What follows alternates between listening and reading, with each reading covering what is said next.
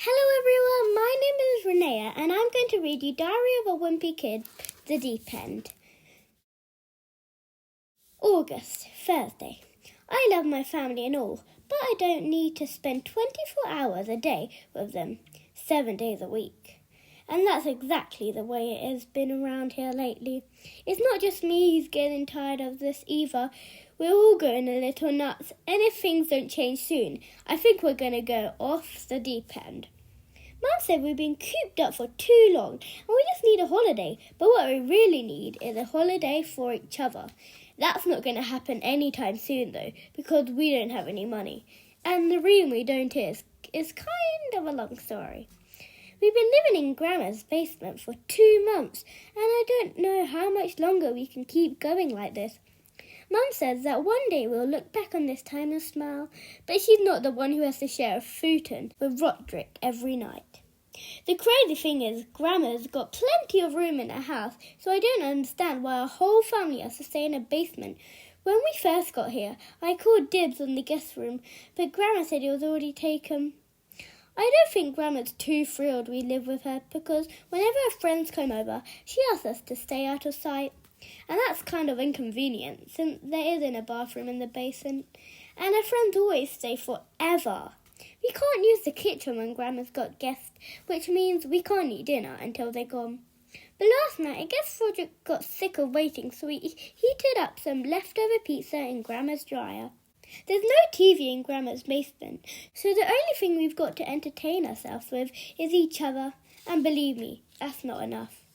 Mum says being bored is good because it makes you use your imagination, but whenever I try it, I always end up imagining the exact same thing. Something that makes the situation a whole lot harder is that Dad is working from home this summer, which means he's always around. And whenever Dad has a meeting, the rest of us have to pretend we're not there. But that's not always easy to do, especially when you've got a 3-year-old in the family. Most of the time, I just try to keep myself busy. Grandma's got stacks of puzzles down in the basement, and I've done a few of them by myself, but Mum always lets Manny put the last piece to make him feel important. If you ask me, I don't think Mum's doing Manny any favours by babying him, and it's got a whole lot worse since we started living at Grandma's house. Sometimes after dinner we'd play a board game as a family, but Manny can't handle complicated rules, so we always end up playing a game that doesn't require any skill. We have to go to bed before it's even dark outside because we're all on Manny's schedule. These days, Manny's favourite bedtime story is Noah's Ark picture book. It's about this guy who heard it's going to rain for a really long time, so he's going to build a giant boat to ride out the storm with a bunch of animals. The illustrations in Manny's books are all cartoons, and they make it look like a flood that wiped out half the earth was kind of fun. But I guess if the drawings are more realistic, parents wouldn't buy it for their preschoolers. I've got some questions about the Noah's Ark story, though. For starters, I want to know why Noah let venomous creatures like snakes and scorpions on board, because if it was me, I would have used the opportunity to leave a few of those guys behind. Then I would have used the extra space for more of the good animals like puppies and hedgehogs and those pygmy hippopotamuses. Luckily, Noah didn't have to make room on board for whales and fish because they would have taken up a ton of space. And they probably didn't even know the flood was happening to begin with. But it doesn't make a lot of sense that Noah let birds on the ark, since they could have just flown, and I bet he regretted that decision right away. You don't hear about the animals that survived the flood, but sometimes I wonder if there were some cool animals that didn't make it onto the boat. The way the story goes, after it rained for 45 days and 40 nights, it took 150 days for the floodwater to go back down. That means Noah was stuck in the boat with a bunch of animals, plus his wife and 3 sons. And whenever I feel sorry for myself living in Grandma's basement with my family, I think about Noah and it makes me feel a little better. Mum keeps saying she's glad we're all together right now because she feels like time has slowed down. I've noticed that too, but for me, it's not a good thing. Walrus. Something that makes the summer feel really long is that I can't go to my friend Rowley's house, and that's because he's off on some big European holiday with his family. When Rowley first told me about his family plans, I tried to see if his parents might let me tag along, but I guess Mr. and Mrs. Jeffersons aren't as sharp as I thought they were, because they never picked up on any of my hints. I'll bet your trip would be more fun if you had a friend along. Yep, wonder who might like to come. So now Riley's probably off having the time of his life while I'm doing 500-piece puzzles in my grandmother's basement. I think Mum feels bad we can't afford to do something special this summer, so she's been trying to make up for it. She said we can go anywhere we want if we just use our imaginations. But to be honest, that's not really doing it for me anymore. I think Mum finally had enough too, because last night she called a family meeting after dinner to brainstorm ideas for holidays that we can afford. But the problem is, everyone's got their own idea of a good time. Dad wants to drive around and visit a bunch of Civil War battlefields and take part in a reenactment. But nobody else was crazy about putting on wool underwear in the middle of August. Manny wants to go to the animal safari, which we used to visit a lot when I was little. But the animals in that place always seemed so sad, especially the donkey they painted to look like a zebra. Mum said we could save some money by staying close to home and visiting places in our own community. But I've gone on enough school field trips to feel like I know this town inside and out. The only ones who could agree on what we should do were me and Rodrick. We both voted to go to the Frills and Spills amusement park, which would be cheap since Grandma got half-price coupons in the mail. Plus, they just opened a new roller coaster called Track Jumper that's supposed to be totally insane. Mum said the rides at Frills and Spills are too scary for Manny, so she suggested we go to Storybook Village, which had rides for all ages. But me and Rodrick had had enough of Little Miss Muffet's mild ride for one lifetime. Since my family couldn't settle on anything, I suggested we all go on our own holidays and do a slideshow of everyone's trips when we get back. Mum said the whole point of being on a family holiday is to do things together. She says that one day us kids are going to go our separate ways and time's running out to make happy memories as a family. But believe me, for this family to make happy memories together, it's going to take a miracle. We finally figured out a way we could afford to go on family holidays this summer. On Saturday night, my great-grandmother Gammy called Dad and asked if he could get rid of Uncle Gary's camper van, which had been parked in a driveway for the past 2 years. Apparently, Uncle Gary ran off to work as a rodeo clown, and she doesn't think he's coming back anytime soon. At first, Dad was mad because he's always cleaning up Uncle Gary's messes, but Mum said the camper van was a solution to our holiday problems. Mum said the reason holidays are so expensive is because staying in hotels and eating at restaurants cost a lot of money. She said the camper van would take care of both those things. Then Dad started getting excited. He said we could hit the open road and stop for the night whenever we felt like it, and we could cook for ourselves too. All I know is me and my brothers were so happy for the chance to get out of Grandma's basement that we probably would have agreed to anything. Mum said we'll have a lot of adventures along the way, and now I'm getting kind of excited about this trip too. In fact, I'm actually starting to feel a little bad for Rowley, because while he's stuck in a boring museum on the other side of the world, I'm going to be off doing some really wild things. For the past few days, we've been getting ready for our holiday, and I'm a little worried that Mum's hoping to turn this into an educational trip. Wildlife bingo.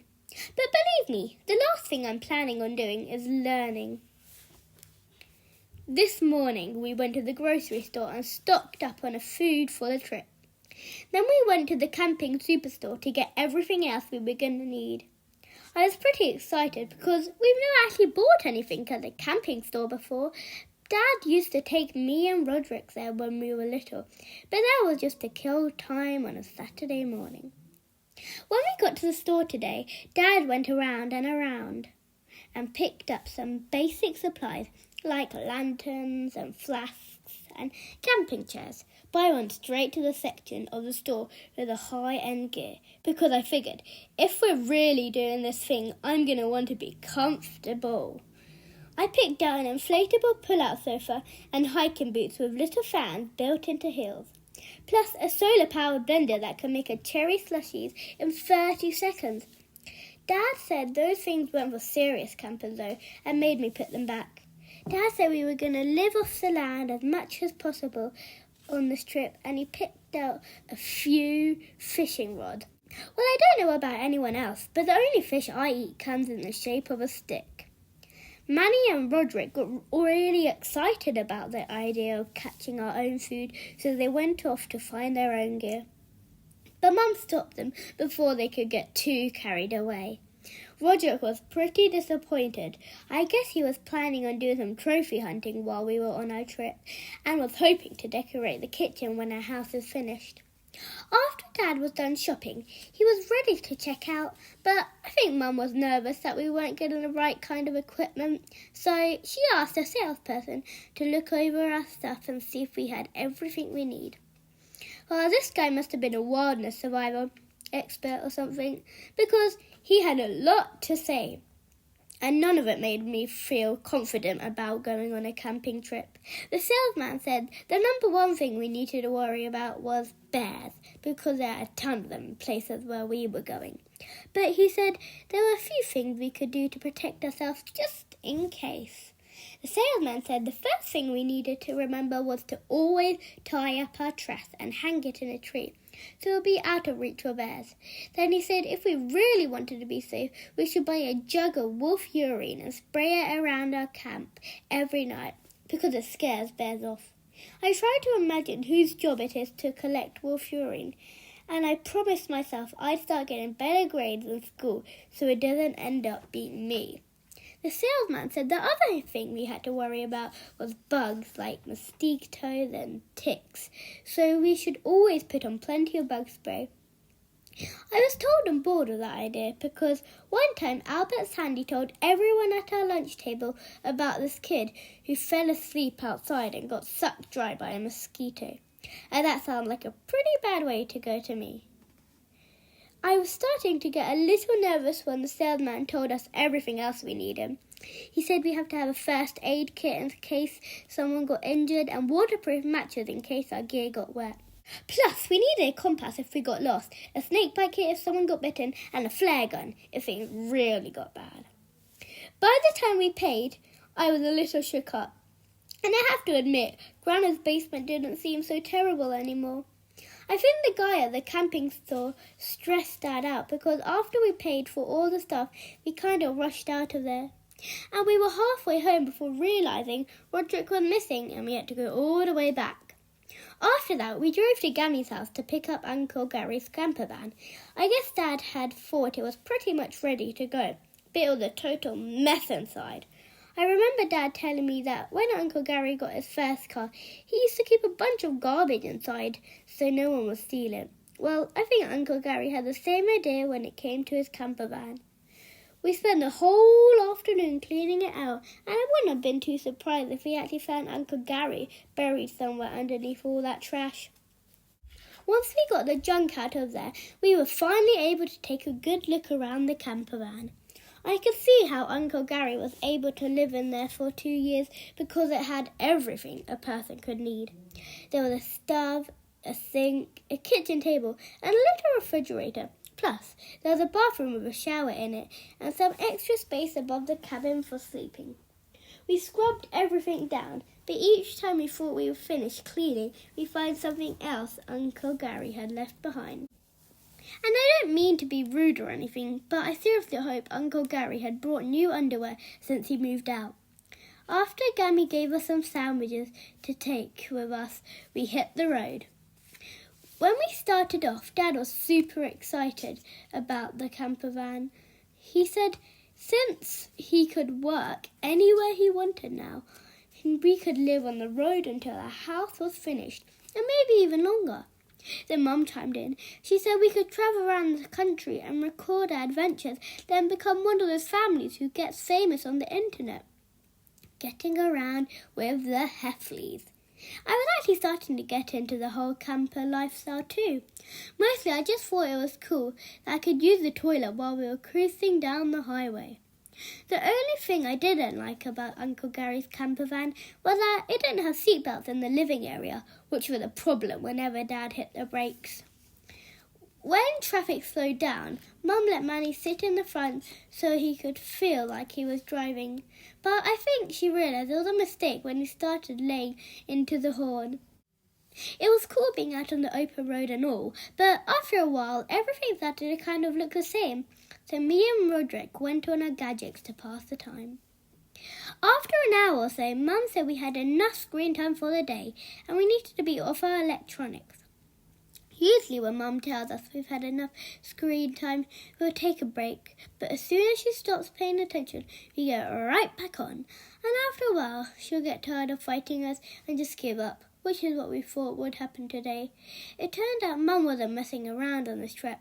When we got back on our devices, she put them in a clear plastic box that had a timer on top.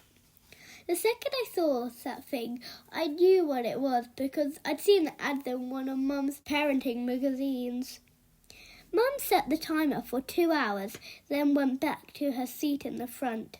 Whoever made that thing knew what they were doing because me and Rodrick couldn't figure out how to crack the code. Mum handed us some activity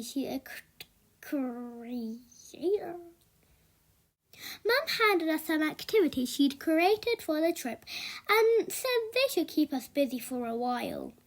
But it wasn't that much fun playing wildlife bingo when we couldn't even identify half the animals we saw along the side of the road. After another hour or two of driving, Mum and Dad started looking for places to stop.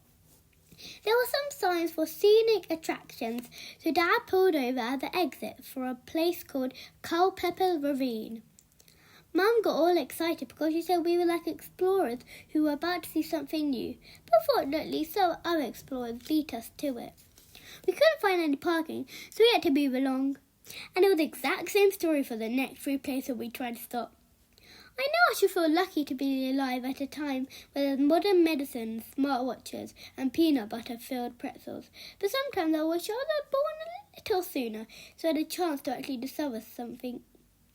Because when you find something new, they name it after you.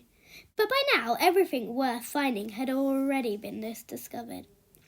And you wouldn't really want your name on any of the stuff that's left over.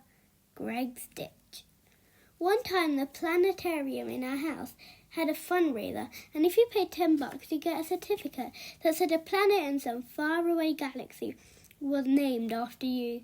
So Mum paid the $10, and I still have the certificate hanging on the wall in my bedroom. Planet H1b9932 in the Eurysys galaxy will hereby be known as the planet Greg. But when Mum filled out the form, I wish she put my first and last name on it, because now some random Greg could get onto my planet before I do and say it's his. Dad said our mistake was that we were going to places everyone knew about, and if we got off the main road, we might find something special. So we took a detour and kept our eyes peeled for anything that looked like it was worth stopping for. And sure enough, after we took a few more turns, we found a crystal clear lake with nobody else in sight. The air conditioning in Uncle Gary's camper van wasn't working and everyone was ready to cool off, so we got into our swimming gear and took a dip in the lake. It took a second before I realised something wasn't right. I noticed a million shimmering objects just beneath the surface, and my mind went right to piranhas, and I'm pretty sure everyone else's did too. I was almost at the shore when I felt a bunch of tiny mouths nibbling me. Shriek!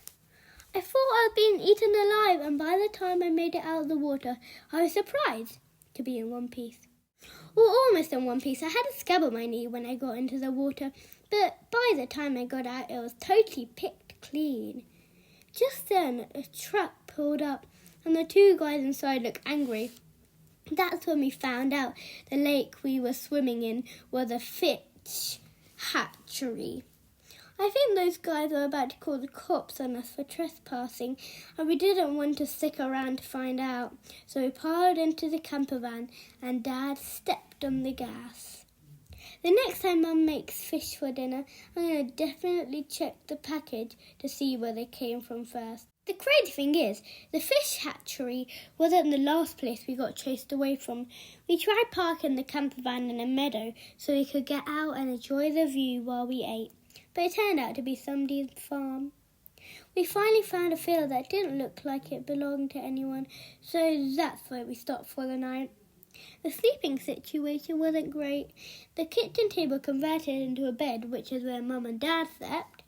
I wasn't crazy about the idea of eating breakfast off the spot where Dad slept in his boxer shorts. I had to share the loft above the cabin with Rodrick, which wasn't much of an improvement of our deal in Grandma's basement. The only person who had any space to himself was Manny. He turned one of the cabinets into a kitchenette into a little apartment, and his setup was actually pretty sweet. While Mum and Dad were getting ready for bed, I found out a major downside of the camper van. The bathroom's walls were paper thin, and with the engine off, you could hear everything happening in there. And trust me, no kid wants to hear his mother's bathroom noises. I can't hear everything that's happening right now. La, la, la, la. It turned out the place we stopped for the night was a public park. Little League practice started first thing in the morning, and we were parked right over the pitcher's mound. Luckily, we were able to take off before some kid broke a tail light with a direct hit. Mum said she didn't want a repeat of yesterday and asked everyone to think of something we could do that was guaranteed fun. And that's when I remembered a billboard I saw the day before. The billboard was for this place called the Family Adventure Centre. Usually, whenever the word family is part of something, it's a warning to stay away. But the pictures on the sign made me think this place could be different. We had to backtrack about 2 hours to find the Adventure Centre, but it didn't really matter since we weren't really headed anywhere to begin with. I have to say, this place was pretty cool. There were a million activities and I wanted to do them all, but everything had an age and height requirement, and Manny wasn't tall enough to do any good activities. The only activity Manny was big enough for was the fun float, where you drifted down the river in inner tubes, so that's what Mum signed us up for. I really wanted to do something more exciting like rock climbing, but Mum was dead set on us all doing something as a family. Mum said the fun float would be relaxing, and after we put on our life jackets, we grabbed a cooler and a few other things from the camper van to take with us on the river. After our experience with the fish farm yesterday, I wasn't crazy about getting into the water again, but there was a bunch of other people doing the fun float, and I figured if there were any piranhas in the river, they'd go for them before they'd go for me. I have to admit that once we got into the water, it was kind of relaxing, maybe even a little too relaxing. Rodrick fell asleep while Dad answered work emails and Mum checked in with Manny's doctor. His stools seemed a little runny. Should I add more fibre to his diet?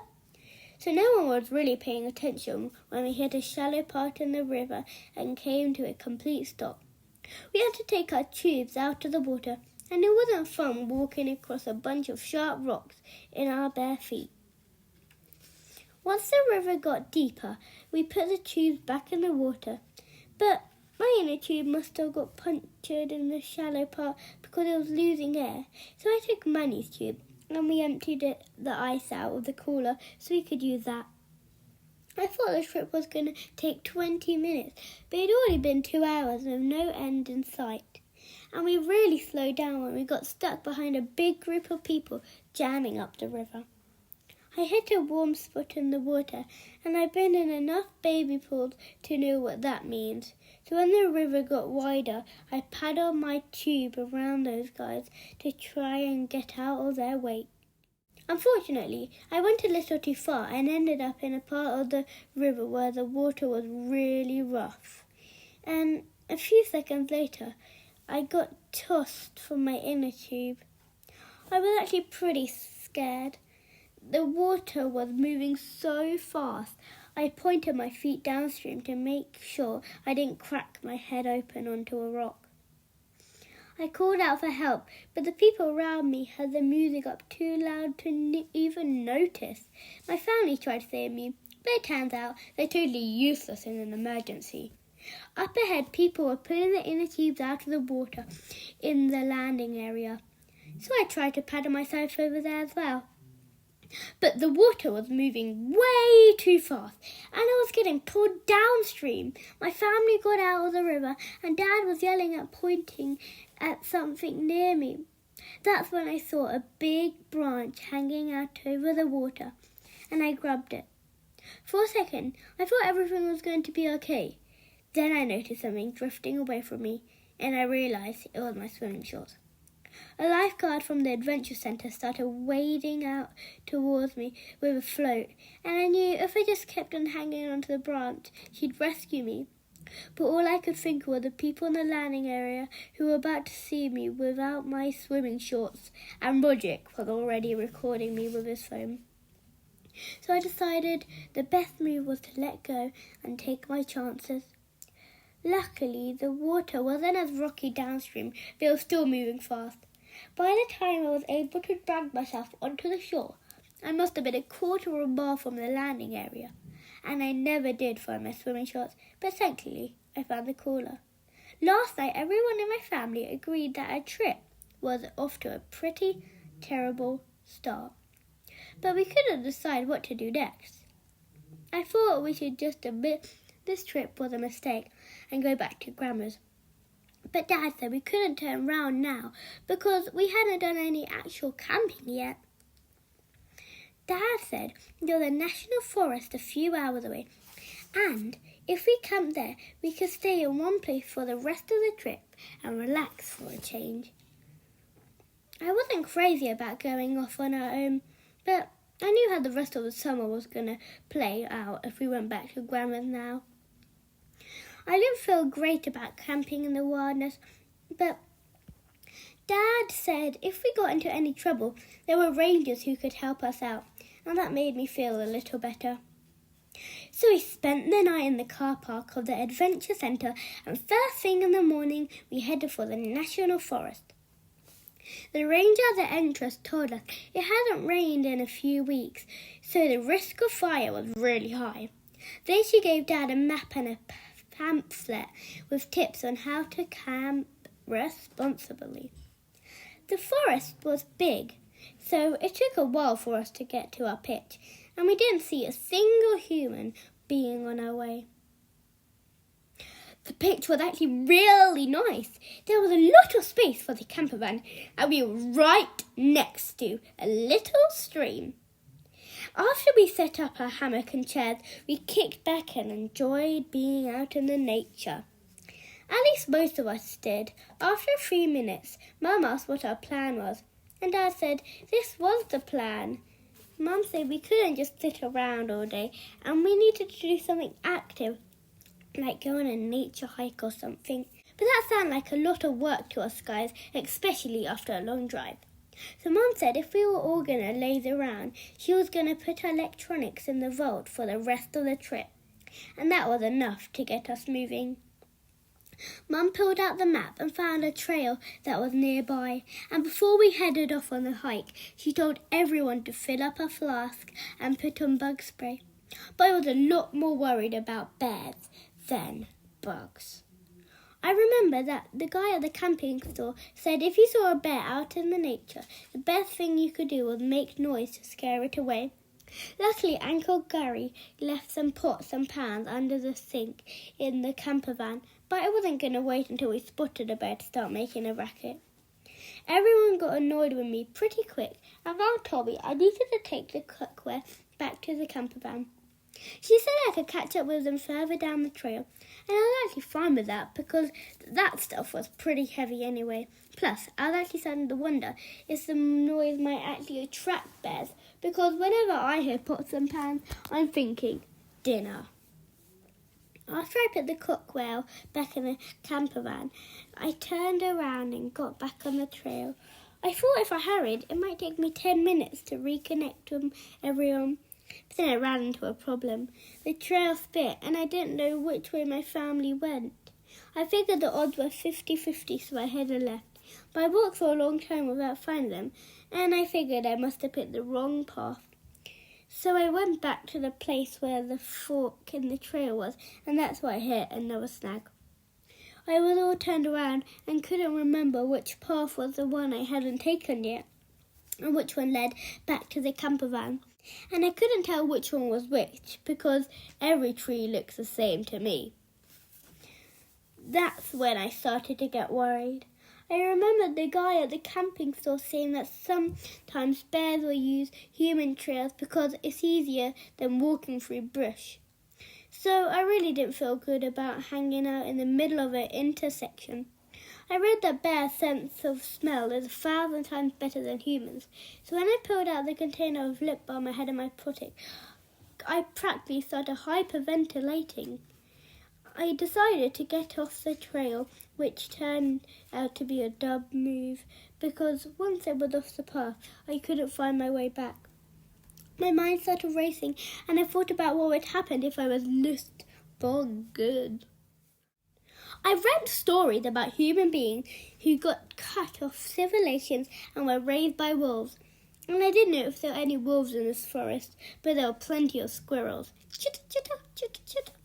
Luckily, my family found me before things could get too crazy, because in another hour or two, I might have been too far gone. When we got back to the camp, Mum asked Rodrick to check me for ticks, since I'd been off the trail. He looked me over and told me I had a huge tick right in the middle of my back. Rodrick said the tick must have been on me for a while because it was about to burst, and it would pass out when he showed me the pictures he took on his phone. It turns out it was just a joke, and the picture was something Rodrick found online. But even after I knew it was a joke, I felt like something was in the middle of my back for the rest of the day. Mum said everyone should take a shower, since it would be 2 days and we were starting to stink. Rodrick went first, and he was in there for at least half an hour. So when it was my turn, there was no hot water left. Dad checked the propane tank and said it was empty, which means it was cold showers from now on. No one was happy about that, especially Mum. I noticed it was really starting to smell in the bathroom, so I told Dad. He said the reason it stank was because we hadn't emptied out the sewage tank yet. To be honest with you, I didn't even think about what happened to our waste in there. Back home, when you flush the toilet, everything gets magically whisked away to some faraway place. But in a camper van, you're actually carrying that stuff around with you. If I had known that beforehand, I'm not sure I would have agreed to go on this trip. Now I was starting to worry about what happened if the tank overflowed. So today, when someone looked like they needed to do a number 2, I tried to talk them into doing it somewhere else. I guess I should be grateful we live in a time when toilets even exist. Rodrick told me that the guy who invented the flushing toilet was named Thomas Crapper. I don't know if that's true or if it's another one of his jokes. If it's true, I hope that guy made a ton of money, because I wouldn't want a body function named after me. Yo, I'm gonna take a Greg. Dad got a fire going and cooked some beef stew. He was going to serve baked beans to go with it, but Rodrick left the can too close to the fire, and that was the end of that. After dinner, we tied up our trash and hoisted it in a tree with a rope like the guy at the camping store told us. I figured if any bear was smart enough to get our trash, then they deserved to have it. By now, it was dark out, and Mum said we should turn in for the night, but Dad said the best part of camping was sitting round the campfire under the stars. That got Mum all excited, and she tried to get us to join in on a song that she said she learned at summer camp when she was a kid. But the rest of us aren't real big on sing-alongs, so we just waited for Mum to wrap it up. There's a hole in my bucket, dear Lisa, dear Lisa. After that, Dad brought out some marshmallows and we found some long sticks. While we were roasting our marshmallows over the fire, Dad got all serious. He told us that a long time ago He went camping with his dad, and they met a crusty-old ranger who told them his crazy story. The ranger said he used to have a beagle named Matilda, and she followed him wherever he'd go. But then on this one night, the ranger made a fire, and he saw a weird creature with glowing red eyes prowling around the edge of the camp. Matilda chased after the creature, and the ranger trapped her deep in the woods. But the only trace of the dog was her broken collar lying on the ground. Dad said that every night the ranger would sleep in his cabin alone, hoping Matilda would find her way back to him. And one night, just like tonight, when there was a crescent moon, he'd hear the howl of a beagle deep in the woods. Mum wasn't happy with Dad for telling that story because Manny seemed really shook up.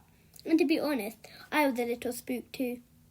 Then I heard a sound coming from deep in the woods that made my heart stop.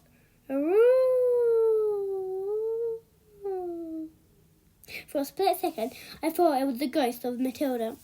Then I realised Rodrick was missing, and the whole thing was one big joke Dad and Rodrick were playing on the rest of us. But it kind of backfired, because when Rodrick howled, Manny jumped, and that's how Dad ended up with a flaming marshmallow stuck to his knee. I think Dad was about to dive in the stream to put out the fire, but luckily Rodrick remembered where we kept the fire extinguisher. Mum started giving Dad a lecture about why you should never scare people, but she got cut off by weird noises coming from the forest. At first I thought it might be another joke, but the look in Dad and Roderick's eyes told me it wasn't. Whatever was out there sounded big and was coming our way, so we piled into the camper van and locked the doors behind us. Sure enough, it was a bear, but it wasn't after our dress, it was after the baked beans. Once the bear was done licking the beans off the camper van, it wanted more, and I wish I could say we stayed calm, but I'd be lying. Ah! Dad climbed into the driver's seat to get us out of there, but the keys were by the fire. And when the bear started rocking the camper van, I thought it was over for us.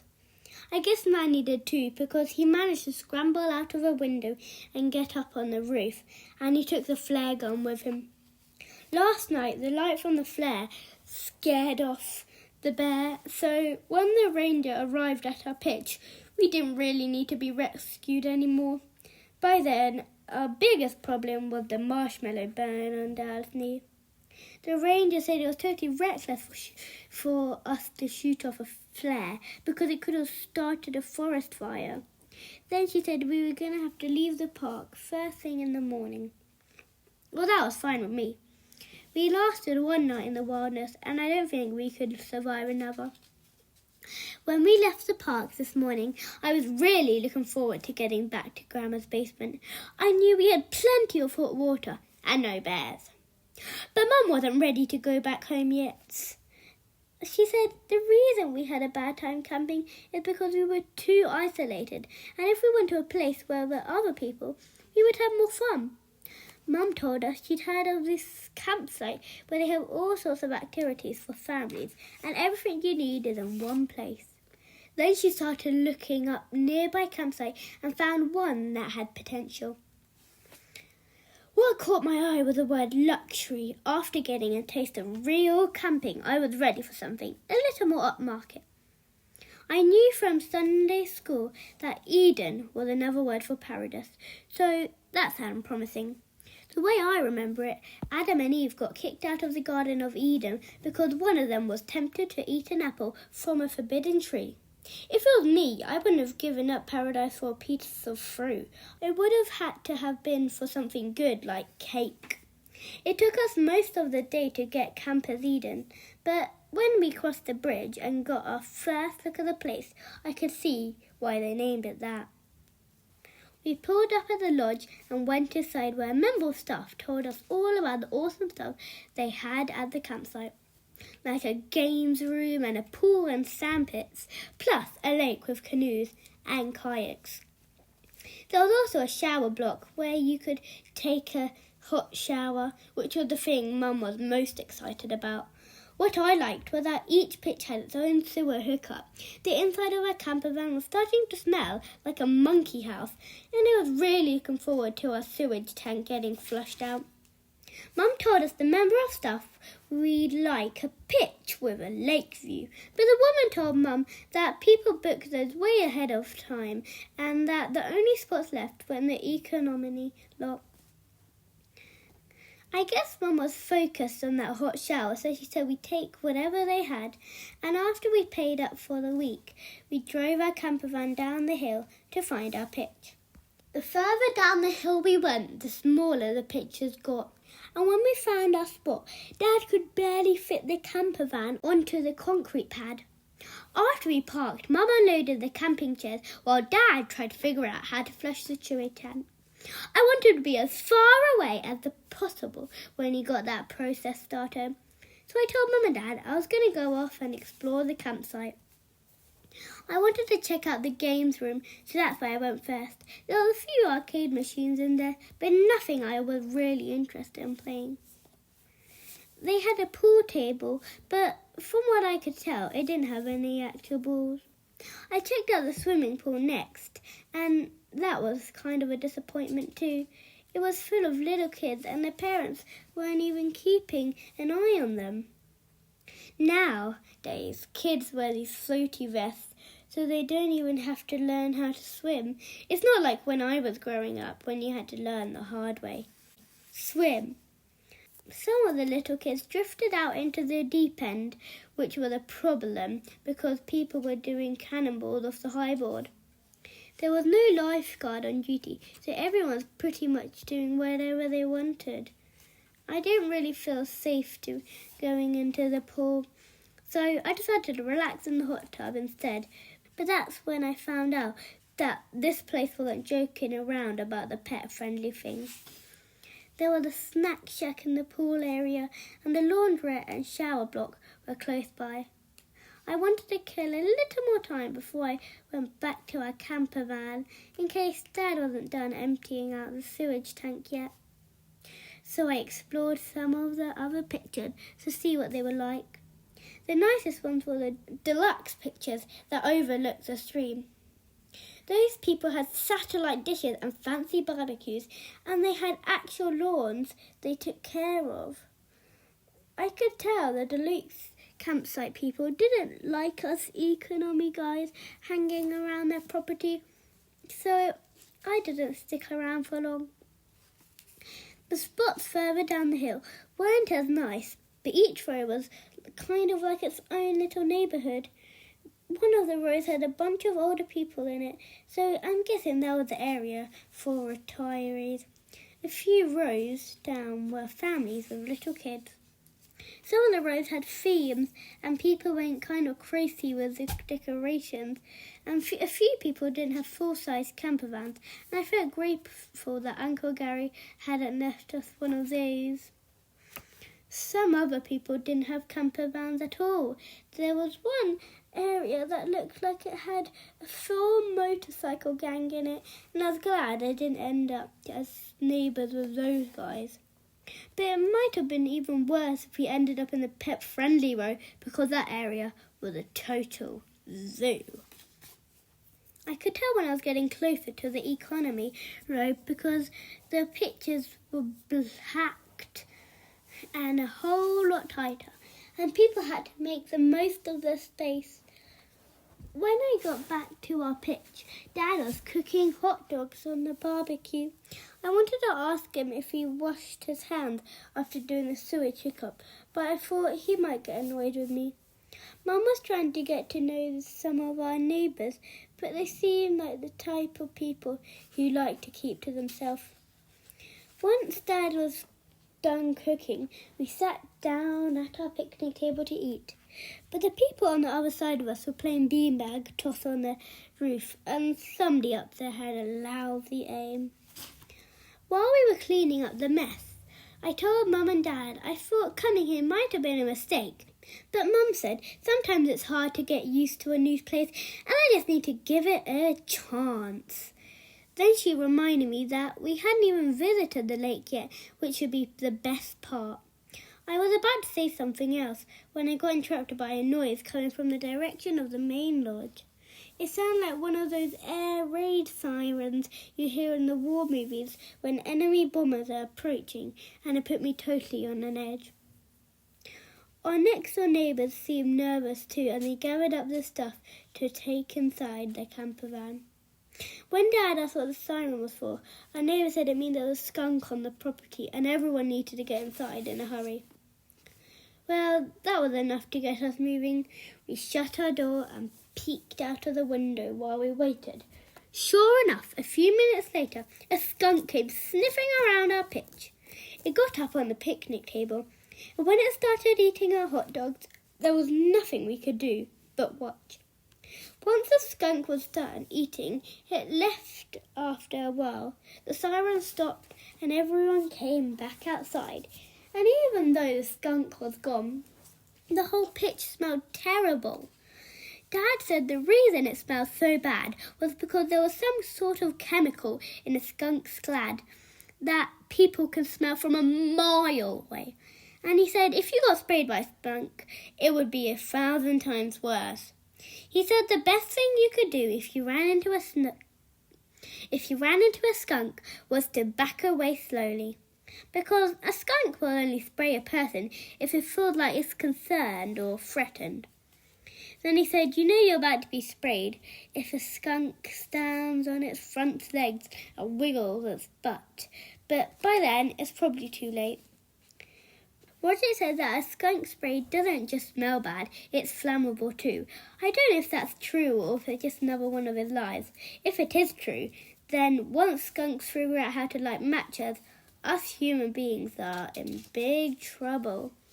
When God created the animals, he gave them all cool stuff to defend themselves with, like shells and talons and claws.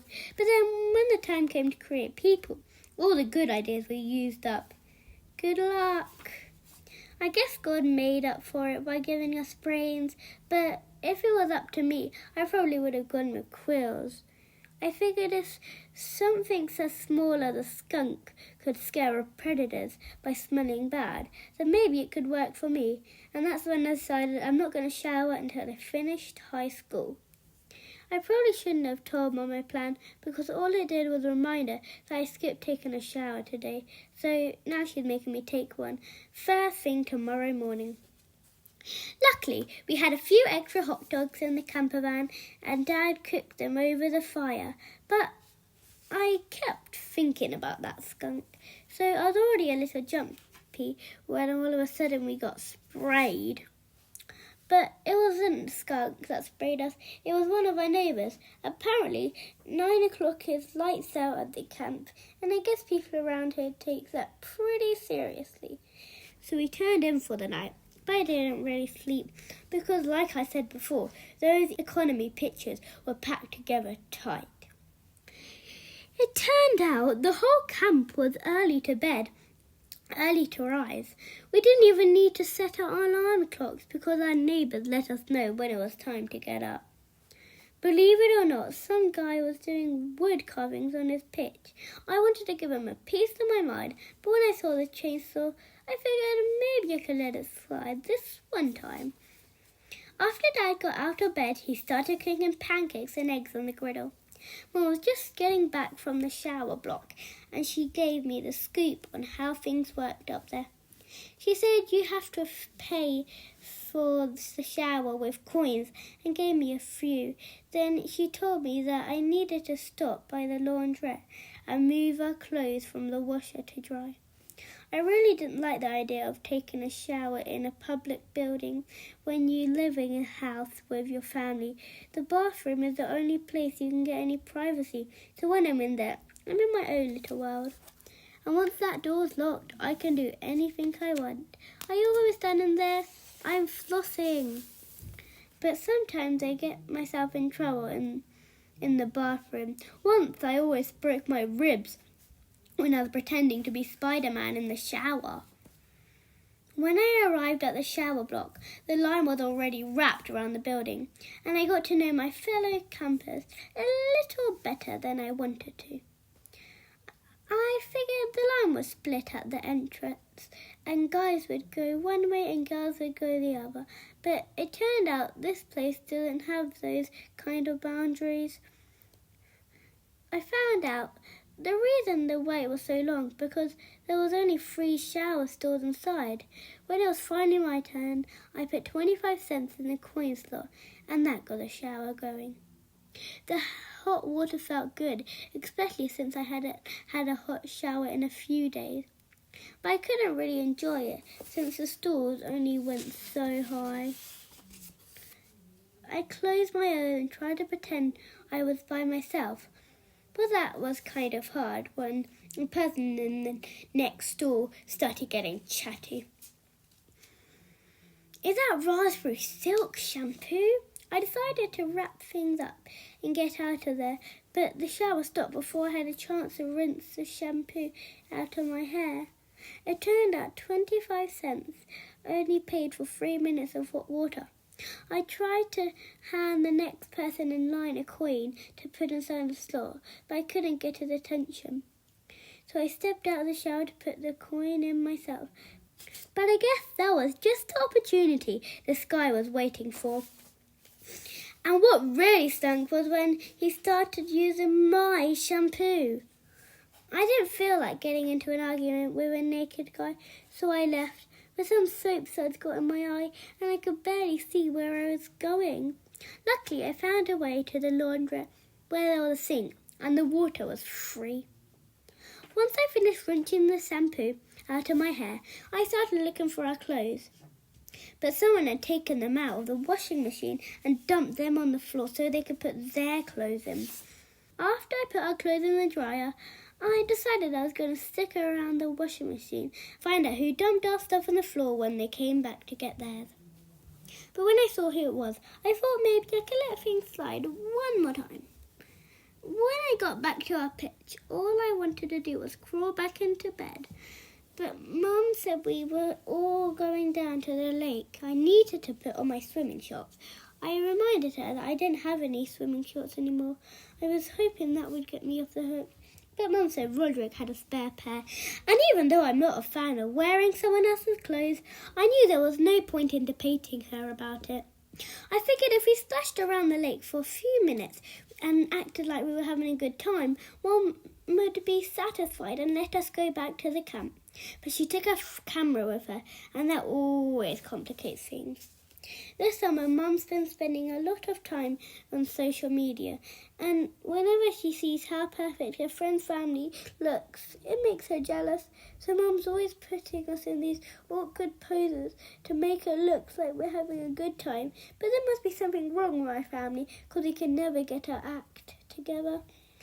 The lake looked calm and peaceful, but when we first saw it from the bridge today, it was a whole different scene.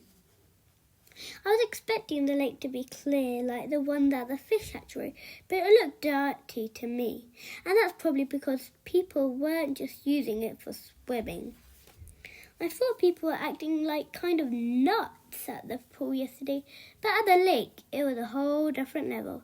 There was a rope swing attached to a big tree that went out over the water, but I wasn't planning on using that thing unless it rained. For the first few days, there was some rafts floating in the middle of the lake, and I thought about grabbing one, but I changed my mind when I saw how people were using them. There was a ramp at the bottom of the big hill by the lake, and I couldn't tell what it was for, but my question got answered when some kid launched himself into the water inside a tractor tyre. Mum wanted us all to swim, but I was still pretty scared from my last experience in the lake. Plus, I don't trust any water I can't see through. There was something weird sticking up in the middle of the lake, and I pointed it out to Dad. He said it was probably just a branch, but it didn't look like a branch to me, and when you can only see a part of something, it could be anything. Nobody else was in the mood to swim either, so we put our stuff down on the ground. But it turned out a lake shore isn't the same as a beach shore, and within a few seconds we were sinking in the muck. Mum said we weren't going back to our pitch until we did something fun. There was a canoe tied to the dock, and she said we should take it out on the water. I was fine with being on top of the water, as long we didn't have to go in it. We took turns getting into the canoe, which wasn't as easy as I thought it would be. I stayed low, just like Dad told me to. Rodrick didn't though, and we almost capsized while we were still tied to the dock. After we were all in the canoe, we put on our life jackets and paddled out of the water. But some people swimming nearby seemed like they were in a hurry to get out of our way. Then we found out why. As soon as we got to the middle of the lake, something big landed right near to our canoe, and a second later there was another splash. Some teenagers up on a hill had turned a hammock into a giant slingshot, and they were using us for target practice.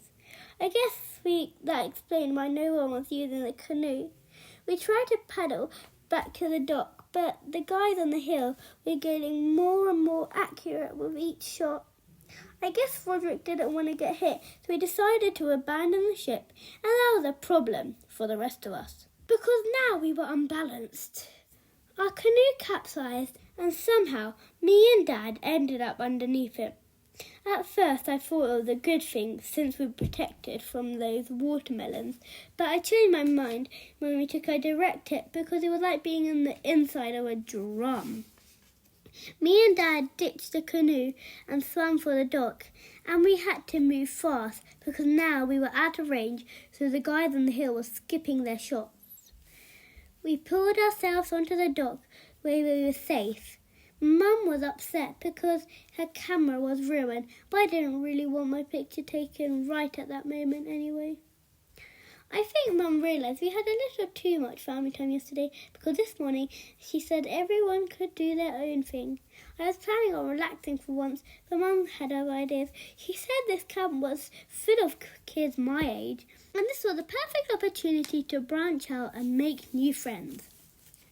I told Mum I wasn't really in the mood for socialising, and there wasn't any point in trying to make new friends, since I've never ever seen any of these people again.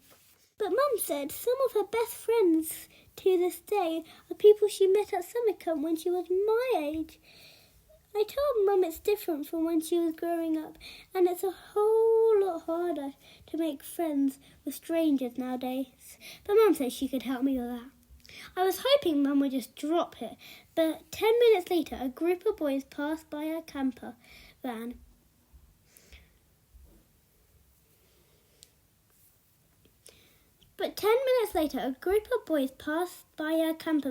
Carrying fishing rods, and before I could stop her, Mum started with the introductions. I know someone who would love to join in your summertime fun. Luckily, these kids didn't beat me up the second Mum stepped away. They said they were going down to the fishing spot and I could come with them if I wanted. I'm not really a big fan of fishing, but I figured I'd just go along with these guys to make Mum happy. I recognised a few of them from the pool, and on our way down to the stream, I learned their names.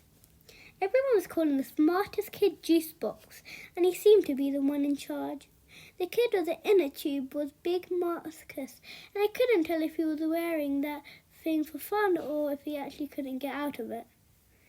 The tall, skinny kid was Weevil, and the boy with the shaved head was called Doo-Doo. I don't want to be mean or anything, but that boy really lived up to his name. A few other kids joined us, and they all had nicknames too.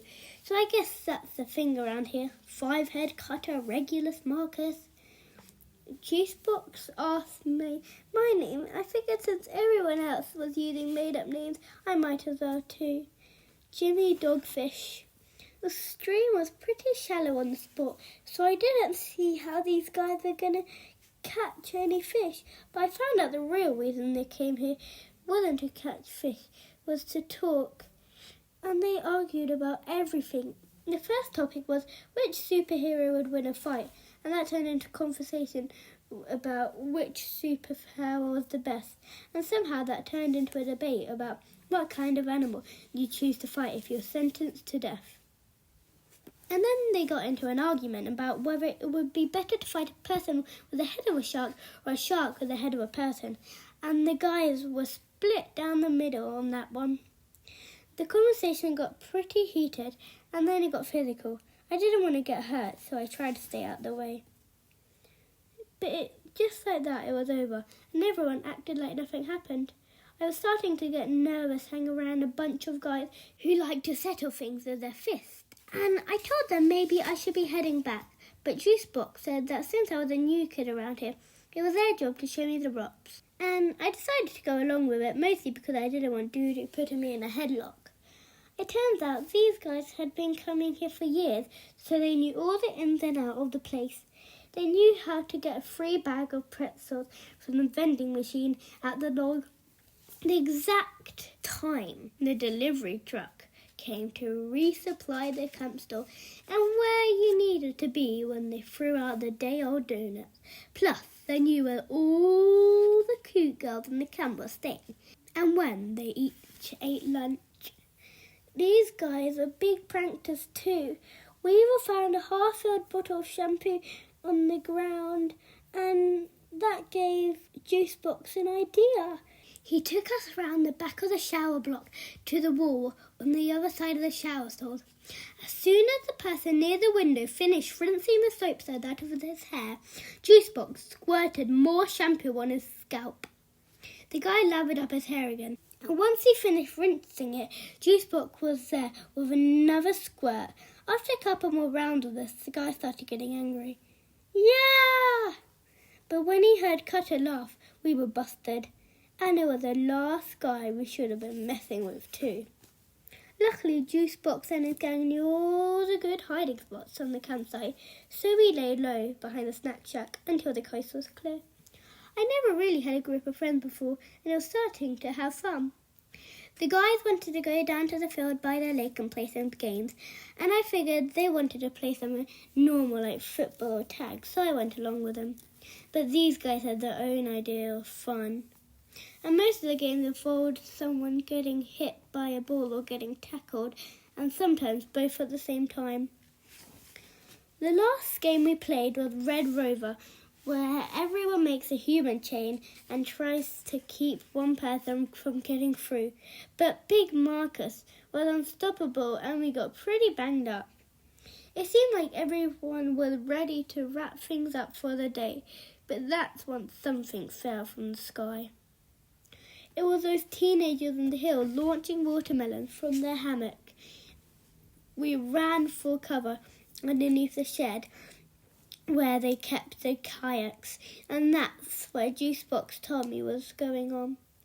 He said that every time him and his gang played in that field, the teenagers bombarded them with watermelons, and I really wish someone had mentioned that to me before I agreed to go down there. But Juicebox said that today him and his guys were ready to strike back. They stashed a bunch of water guns in one of the kayaks, and they had some serious firepower in there. Everyone chose a weapon for themselves, but since I was a new guy, I picked last. I wasn't crazy about picking a fight with a bunch of teenagers anyway, so I told the guys I really need to be getting back to my family. But Juicebox said I was one of them now, and we were all fighting in this together. I probably should have walked away then, but I didn't want to let these guys down. We gathered around Juicebox, and he showed us his plan. He said somebody needed to volunteer to be the decoy on the lake, so the rest of us could sneak up on the teenagers from behind. Nobody wanted to volunteer, so we took a vote, and that's how Big Marcus got chosen. That was good news for me because I got his border gun. Big Marcus paddled out onto the middle of the lake, and sure enough, the teenagers opened fire as soon as they saw him. And that's when the rest of us made our move. We let loose with everything we had, and by the time our water guns were empty, those teenagers were totally drenched. By which Juicebox had put a little more thought into the next step of his plan, because all we did was make those guys mad. They chased us past the main lodge and we turned into the corner of the laundrette. I thought they were going to catch us for sure, but Big Marcus picked the perfect time to rejoin the team. That bought the rest of us extra time, and we used it to reload our water guns from the soda dispenser at the snack shack.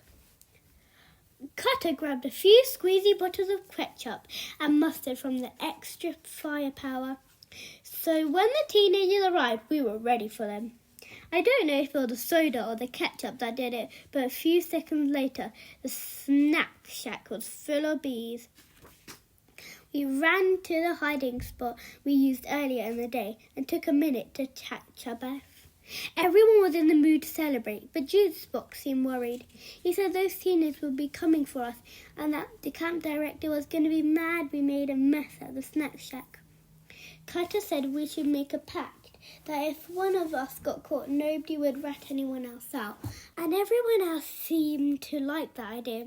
But it got complicated when we started talking about what the penalty was for breaking the pact, because everyone had a different idea for what that should be. Big Marcus said that if you broke the pact, then you had to go through the pool noodle gauntlet, which sounded pretty harsh to me.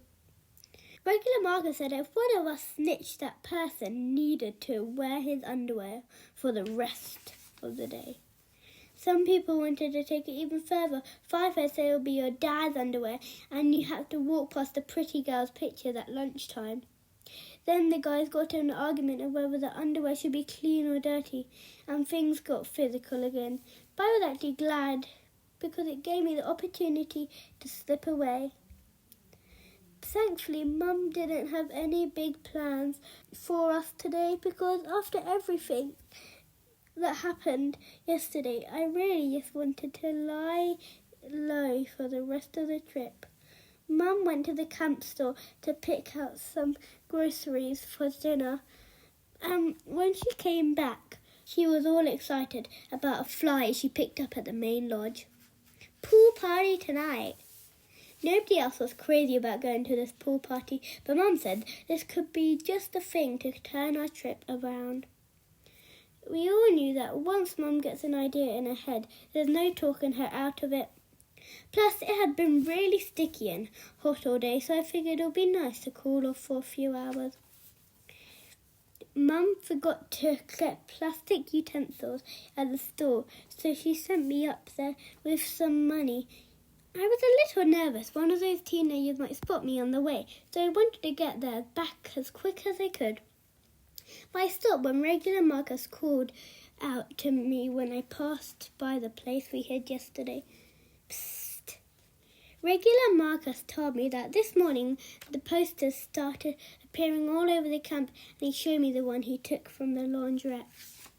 The second I saw the poster, I knew it was a trick. I told Regular Marcus that the people who run this place were just trying to catch the kids who trust the snack shack bar, and they were using ice cream as a bait.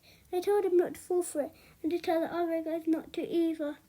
But he said it was already too late because when the first poster went up, Juicebox and the other guys had headed straight for the lodge with their water guns.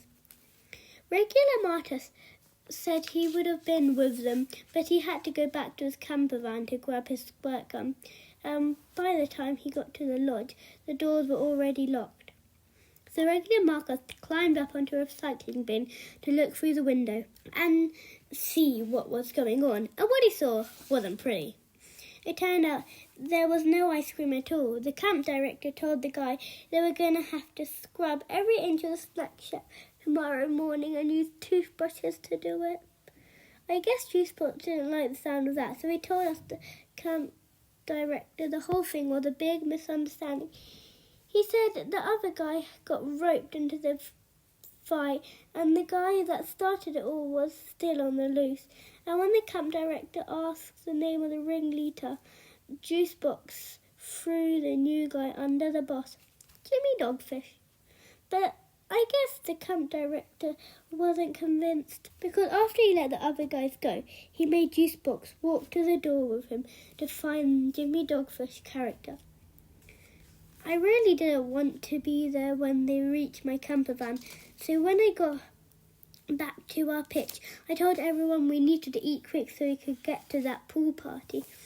I figured the pool party might be the one place on the campsite where I was actually safe. But once we got there, I realised I was wrong about that. I see like the combination of loud music and night time was making people a little extra crazy. And it wasn't just the kids this time, it was the grown-ups too. A bunch of dads had turned the shallow end into a giant whirlpool, and somebody had greased the slide so people were coming off that thing at 100 miles an hour. There was a movie playing on the screen at the deep end of the pool, and whoever chose that film probably should have picked something else that was a little more family friendly. Mum wasn't even paying attention to what was going on in the pool. There was a bunch of activities in the grassy area, and she wanted us to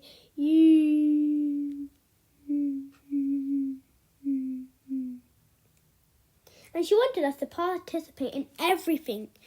We entered a balloon popping relay as a family, but we came in last place since Manny didn't have enough body weight to burst the first balloon. Mum made Dad enter the beer belly contest, but he didn't even make it past the first round. Manny entered a hot dog eating contest on his own, and he had no idea that boy could pack so much food away. Me and Rodrick competed in a dizzy stick relay race where you had to spin round a baseball bat 5 times and then tag the next person on your team. But we were playing against 2 guys who had just finished the hot dog eating contest, so things got a little messy. Mum tried to get me to enter a mother-son dance contest with her, but there wasn't enough money in the world to get me to agree with that. I entered the pie eating contest because I thought I might win, but they held it at the same time as the belly flop contest, and my seat was the closest one to the pool. Speaking of the belly flop contest, too many contests got on the diving board at the same time, and it wasn't built to carry that much weight. After the party activities wrapped up, Mum talked us into getting into the water for a quick family swim. The pool was crowded and nobody was really doing any swimming anyway. It seemed like the only people who had any fun were the ones on the rafts. But the rafts were all taken and it didn't look like anybody was willing to give one up. Then Mum spotted a giant empty inner tube in the middle of the pool. The thing was so big, it must have been an aeroplane tire or something. So we all swam out to it before someone else took it for themselves. The tire was so huge, it was almost impossible to get into. But with a little teamwork, we finally did it. Once we all got on, we found out why that thing was empty to begin with. After we got tossed from the giant inner tube, Mum was done with the pool party, and I felt bad because I knew how much she wanted tonight to be special. A lot of other people were starting to clear out too, but there were still a few stragglers coming into the party, and some of them looked familiar. The rest of my family got out of the pool, but I decided to stay put. I didn't know if those teenagers would recognise me or not, but I wasn't willing to take any chances. There were still a lot of people in the pool, so it wasn't that hard to stay hidden, but when those guys stepped in the water, it got harder for me to stay out of sight. And my situation got a whole lot worse when the next 2 people showed up at the party. I knew the camp director was looking for me, so I decided to go in the only direction I could, which was down. I went to the bottom of the pool and sat there, and I planned on staying down there as long as it took. I was actually starting to run out of oxygen when something weird happened. There was a flash of light, like someone had taken a picture underwater. Then everyone started getting out of the pool. 10 seconds later it was empty, except for me, and that's when I came to the surface. The first thing I noticed was the rain, which was really coming down. Then light flashed across the sky, and that explained why everyone was in such a hurry to get out of the pool. The teenagers and juice box were long gone, and so was my family. I really didn't want to get electrocuted, so I figured I better get out of there too. I left the pool area and headed for the camper van. But in the dark and the rain, it was hard to see where I was going. There was a huge crash of lightning, and it sounded like it must have hit something nearby. Then the air raid siren at the launch cracked up, which made everything even more stressful. I realised that if I stayed outside much longer, I was going to get burned to a crisp. But nobody in any of the DOAWK camper vans would let me inside. I finally made it to our camper van, and when I opened the door, my whole family was already there. Mum said she thought I'd run ahead to the camper van when the rain started, and it was a miracle I was okay. To be honest with you, I felt the same way. That storm came at the perfect moment, and it almost felt like it was the work of a higher power. Or maybe it was just one of those big cosmic jokes. Because if there's one thing I learned tonight, is that God has a sense of humour. Wednesday. If you ever wonder what it's like to be sprayed by a skunk, I can tell you from first-hand experience. It feels like you've gone blind and your eyes sting like crazy, so you have to flush them with water if you're lucky enough to have any nearby. Once your vision improves, you start to notice the smell, which is like a mix of rotten eggs and roadkill. And you don't just smell it, you taste it. But trust me, the best thing is not to get sprayed in the first place. One of the books we bought at the camping store had a chapter on what you should do if you got sprayed by a skunk, but it wasn't that healthy, since we didn't get any of the ingredients until the store opened in the morning. We knew we couldn't go to sleep smelling like skunk, so we tried to find something to cover up the odor. Luckily, there was a bunch of ketchup and mustard packets in one of the drawers, and we rubbed the condiments all over ourselves. Manny found a bottle of Uncle Gary's Colgan between the seat's cushions, but that stuff smelled almost as bad as a skunk. We all had a terrible night's sleep, and when we woke in the morning, we realised it wasn't just us that stank. It was everything inside the camper van too. So we emptied the whole thing out, and it was pretty clear we were going to have to throw almost everything away, especially our food. Mum gave me money and sent me up to the camp store to get the desk camping supplies and some groceries. But on my way up, I could tell something wasn't right. By the time I got to the store, all the food was gone and the shelves were practically bare. It was lucky there was still some hydrogen peroxide and baking soda left, because if I got there a few minutes later, somebody probably would have scooped them up too. I tried to ask someone what was happening, but I guess the ketchup and mustard weren't doing the job of covering up the skunk smell. After I paid for my stuff and left, I ran into Doodoo, who didn't seem to even notice the way I smelled. He told me the reason people were acting crazy was because last night a bolt of lightning struck the bridge leading to the campsite, and one of the sections of the bridge was totally destroyed. He said the truck that brings supplies couldn't get onto the property, which explains why everything was stacking up everything at the store.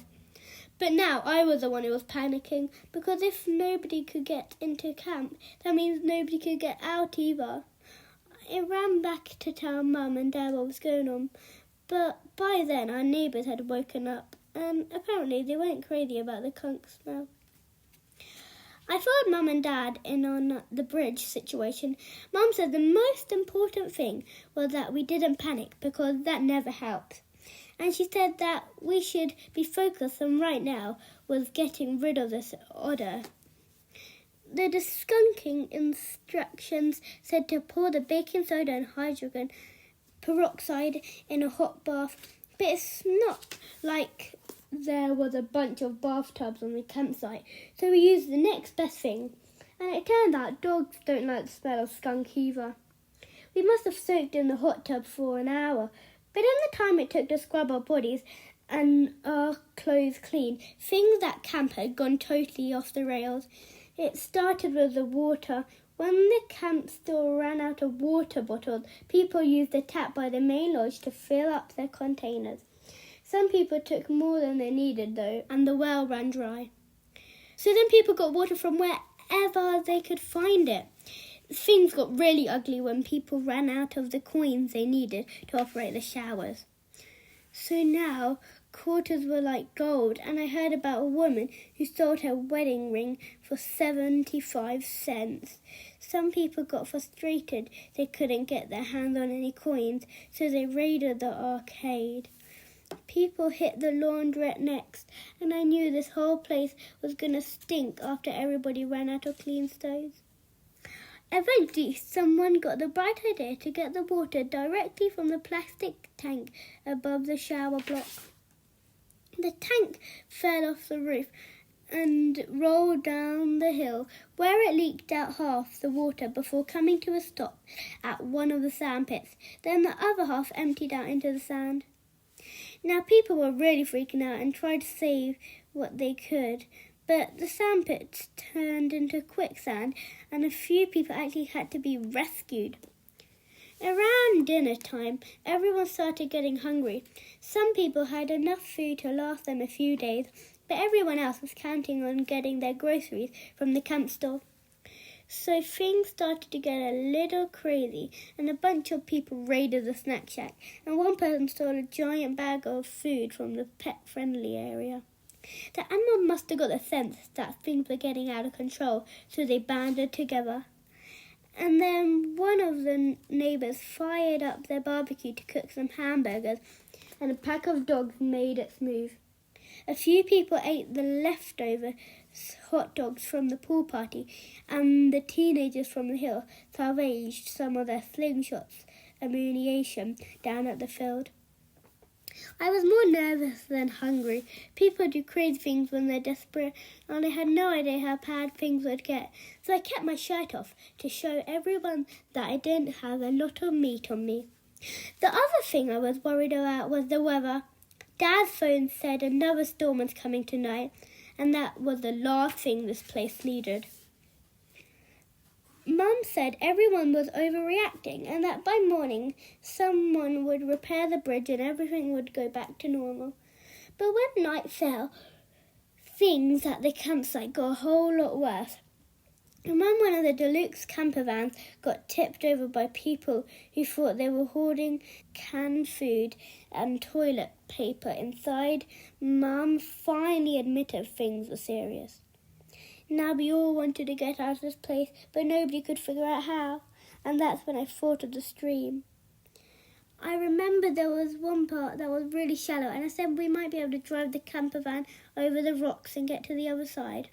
I thought everyone would say my idea was stupid, but when a camper van 2 doors down got tipped over, we were ready to try just about anything. We didn't want to call a lot of attention to ourselves by turning on the engine, so we pushed the camper van off the pad and down the hill. And once we got it going, the camper van really started moving. The only problem was we forgot to detach the sewer pipe before we got rolling, and it made a giant mess on our site. But there was no going back now, and when the camper van started picking up speed, we all climbed on board.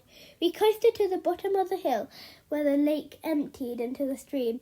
And when we were far enough away from everyone else, it seemed safe to start the engine. We kept the headlights off because we didn't want anyone to see us, but that made it tricky to find the shallow spot in the stream. By now, it had started to rain and it was coming down pretty hard. But when we turned the headlights back on, I finally found the place where the stream was shallow. Dad put his foot on the accelerator. We edged out slowly, and for a minute, it looked like we were going to be able to make it all the way across. But once we got to the middle of the stream, there was an awful sound and the camper van ground to a halt. We were stuck on a giant rock and something got knocked loose from the bottom of the camper van.